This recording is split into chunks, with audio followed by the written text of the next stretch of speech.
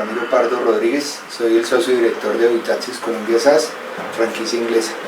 Quiero agradecer la invitación que me ha efectuado el Instituto Nacional de Contadores Públicos para compartir con todos ustedes estos temas tan importantes relacionados con las normas internacionales. En esta charla se pretende hacer un esbozo general o una introducción a las normas internacionales de información financiera. No van a haber ejemplos, no va a haber talleres, sino simplemente una charla introductoria. Vamos a llegar al porqué de las normas internacionales, pero desde la historia. En este proceso de convergencia, pues uno lo que está mirando realmente es cómo se componen las normas dentro de la empresa. Entonces, uno hace un proceso de adopción y lo que va a aplicar es una norma que se llama aplicación por primera vez. No importa si la empresa es grande, mediana o pequeña, pues tendría que hacer un proceso de conversión. Entonces se aplica una norma que sería la IFRS 1, adopción por primera vez, o la sección 35 para pymes, también que es referente a la adopción por primera vez.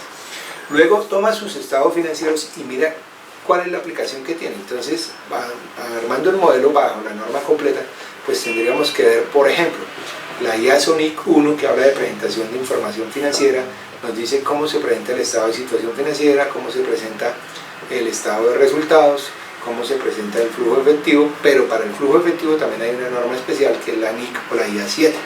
¿Sí? Luego miraríamos dentro de ese mismo esquema las políticas contables, los errores, las estimaciones y otra norma que tiene relación con los hechos que suceden o que uno tiene conocimiento posterior a la fecha de cierre de los estados financieros, pero antes de la autorización por parte de los que estén obligados a hacerlo o los que tengan la facultad para hacerlo.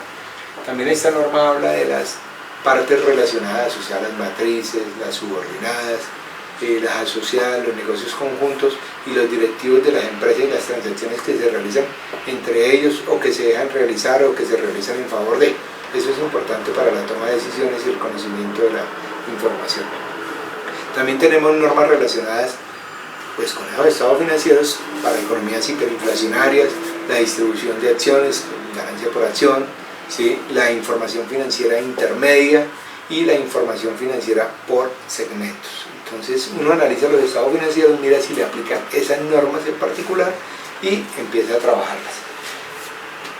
Hay una pregunta que es obligatoria siempre y es verificar si esos estados financieros son de un grupo, es decir, de una matriz con una serie de subsidiarias, y si es así, pues tiene que preguntarse si le aplican normas relacionadas con combinación de negocios, es decir, fusiones con la consolidación de estados financieros, con los acuerdos conjuntos, la información a revelar sobre otras entidades, la conversión a moneda extranjera y todo lo que tiene que ver con la misma presentación de los estados financieros separados. Después de eso empezaríamos a mirar los elementos de los estados financieros a su interior, es decir, vamos a mirar los activos y entonces empezaríamos a mirar los inventarios, la propiedad, planta, equipo, los intangibles, el leasing, porque hay elementos que han comprado con leasing, tienen un tratamiento contable especial.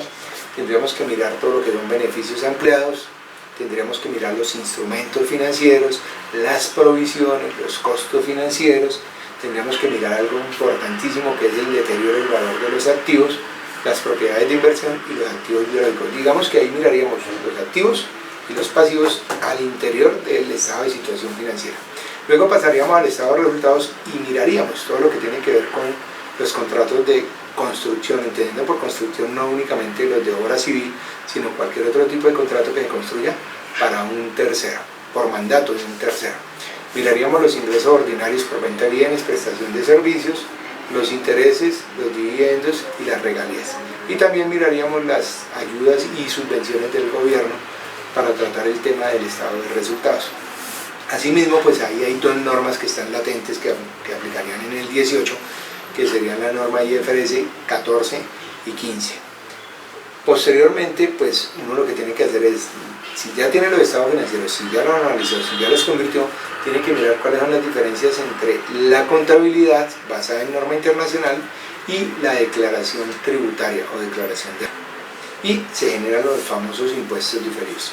Estos impuestos diferidos son los que surgen por las diferencias temporales o temporales que se generan entre la contabilidad y la declaración de renta.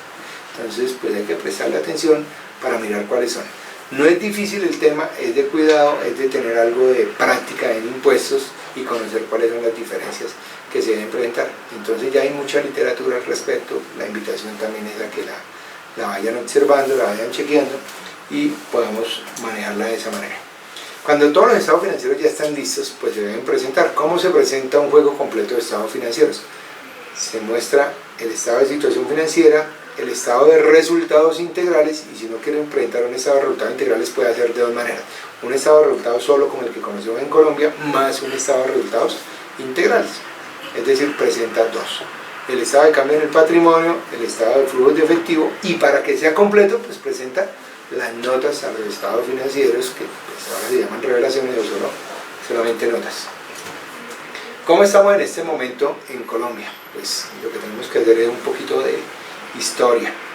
Entonces, este proceso no es nuevo, viene desde 1986, cuando Colombia adquirió un compromiso con la Organización Mundial del Comercio de que iba a aplicar normas de aplicación mundial. Pues se lanzó el decreto 2160, el decreto 2649. El decreto 2649, pues digamos, fue una aproximación muy cercana a las normas internacionales vigentes del año 91. Por eso van a encontrar que muchas cosas que en las normas internacionales pues ustedes digan, pero son iguales, sí, porque hay normas que no se han modificado sustancialmente, como hay otras que definitivamente desaparecieron del ordenamiento de las normas internacionales. No se logró hacer todo el proceso completo, entonces para no perder esto y cumplirle la Organización Mundial del Comercio, se creó la ley 550 del 99, o no se creó la ley para ese efecto, ¿no? Pero se metieron dos artículos dentro de esa ley, que era el artículo 2, que hablaba de que los inversionistas, socios, asociados, terceros deberían recibir información de alta calidad, y el artículo 63 hacía relación a que Colombia debía armonizar con reglas y usos internacionales su contabilidad, su auditoría y su revisoría fiscal. Entonces digamos que ahí ya empezó un proceso ya donde el gobierno tomó las riendas y dijo, hay que hacerlo. Esa ley 550 del 90 pues tuvo muchos opositores sobre esos artículos, no pasó mayor cosa, y pues para evitar la pérdida, porque la ley 550 del 99 tenía una vigencia, para no perderla y continuar con el proceso, pues se trasladaron el artículo 2 y 63 al artículo 122 de la ley 1116 de 2006 para seguir con este proceso. Finalmente, el representante de la Cámara, Simón Gaviria, pues puso a consideración el proyecto de ley 165, pues que después de muchos debates, después de muchas, digamos, idas y venidas, se convirtió en lo que hoy conocemos como la ley 1314 de 2009. Esa ley 1314 de 2009 es la que regula principios y normas de contabilidad de información financiera y de auditoría. En este caso la norma hablaba exactamente de principios y normas de contabilidad e información financiera y aseguramiento. Luego la invitación no es solo que nos quedemos en contabilidad e información financiera, sino que también miremos que está el decreto 302 que está dándole cumplimiento a la ley 1314 en temas relacionados con la auditoría. Se señalaron en esta misma ley 1314 las autoridades competentes, el procedimiento para su expedición, se determinaron quiénes eran los responsables de hacer cumplir este mandato legal. Bueno, digamos que en Colombia el primero que empezó con el tema de normas internacionales a exigirle a sus vigiladas fue la Superintendencia de Servicios Públicos. Ellos dijeron, hay que presentar información en normas internacionales de información financiera. Finalmente salió la ley 1314, le dio como un espaldarazo a ese proceso. El Consejo Técnico después emitió unos direccionamientos estratégicos informándole al gobierno de que sí era posible aplicar las normas internacionales. Al principio pues aconsejó que hubieran como 5 grupos de contabilidad, 5 grupos de empresas en donde pudieran estar ubicados cada uno de los sectores, pero finalmente se terminó en 3 grandes grupos. Todo eso fue un proceso que finalmente en el año 2012, 27 y 28 de diciembre, se emitieron los decretos 2784 y 2706 relacionados con 2784 normas para grandes empresas, 2706 normas para micropymes. Entonces, en el año 2013 salieron las superintendencias a decirle a sus vigilados, oigan, necesitamos que cumplan con este mandato, hagan planes de implementación, empiecen a capacitarse, empiecen a contratar consultores que sepan del tema. Y a finalizar el año 2013, salieron una serie de decretos, entre ellos el decreto 3019 que modificó la base o amplió la base de las empresas que caerían dentro del grupo 3. Salió el decreto 3022 que estaba diciendo que las empresas que estuvieran en la característica PYME pues deberían utilizar normas internacionales para pymes, y salieron los decretos 3023 y 3024 que ampliaron todo lo que se decía en el decreto 2784 relacionado con grupo 1. ¿Cómo están compuestos los grupos? Entonces, ¿quiénes eran grupo 1? Grupo 1 eran las empresas, o son las empresas que cotizan en bolsa, que son emisores de valores o que son de interés general. Es decir, en Colombia se consideró interés general únicamente a las entidades del sector financiero, aseguradoras, valores, ¿sí? Y se consideran también empresas del grupo 1 para aplicación de normas internacionales full a aquellas empresas grandes que tengan más de 200 trabajadores o 30.000 salarios mínimos de activos y que cumplan adicionalmente cualquiera de los siguientes 4 requisitos. 1. Ser subordinado o sucursal de una compañía extranjera que aplique NIF. Ser subordinado o matriz de una compañía nacional que deba aplicar NIF y por la que cayeron muchas empresas. Realizar importaciones o exportaciones que superen el 50% de sus ingresos o de sus compras. ¿Listo? En esa causal cayeron muchos porque tenían 30.000 salarios mínimos de activos y cumplían con las importaciones que fueron más del 50% del total de las compras. O tenían 30.000 salarios mínimos de activos y exportaban más del 50% de sus ventas. Entonces, por eso cayeron en grupo 1. Y por último, el último ítem a ser tenido en cuenta es ser matriz, asociado o negocio conjunto de una o más entidades extranjeras que apliquen NIF plenas. Entonces, bajo esa concepción, esas eran las empresas grupo 1. Resumiendo, cotizan en bolsa, son de interés general o son grandes y cumplen con alguno de los criterios que están referidos ahí. Entendiendo que por grande la clasificación, más de 30.000 salarios mínimos de activos o más de 200 trabajadores y el cumplimiento de la norma. ¿Quiénes son grupo 3? Al principio el decreto 2706 decía que eran grupo 3 las empresas, las personas naturales o jurídicas que se asimilaran a lo que decía el Estatuto Tributario en su artículo 499. Ese artículo habla del régimen simplificado, es decir, personas que generaran ingresos máximos de 114 millones, tuvieran un establecimiento de comercio, no tuvieran más de 10 trabajadores y no fueran usuarios aduaneros.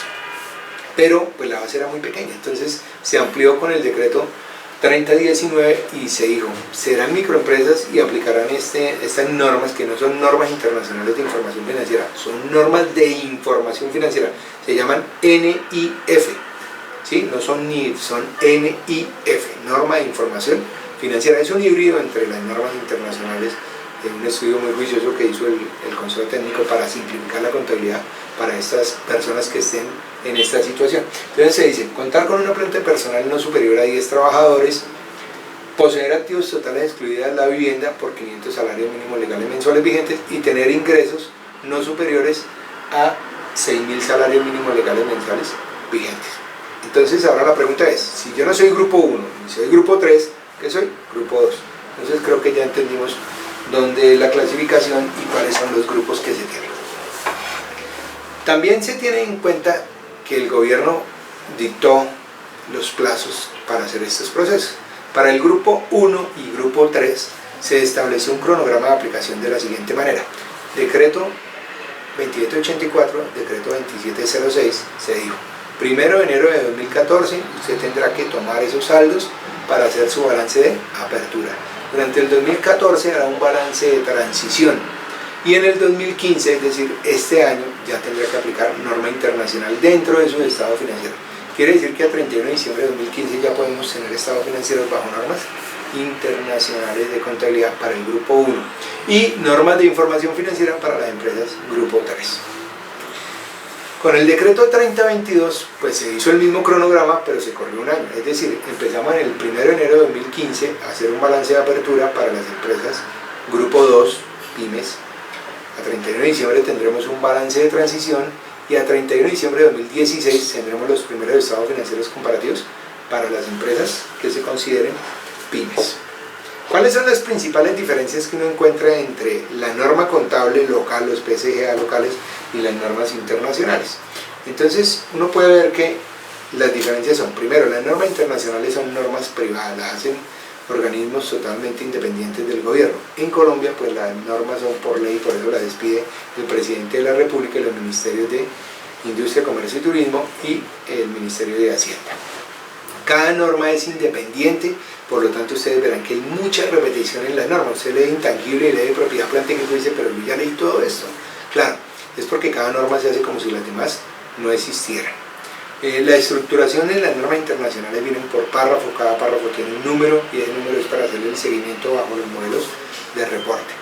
Contiene los fundamentos para conclusión, opiniones en contrario, guías de implementación, le da preponderancia a nuevos conceptos de valoración como por ejemplo el valor razonable y se enfoca principalmente a estado financiero. Eso serían las normas full.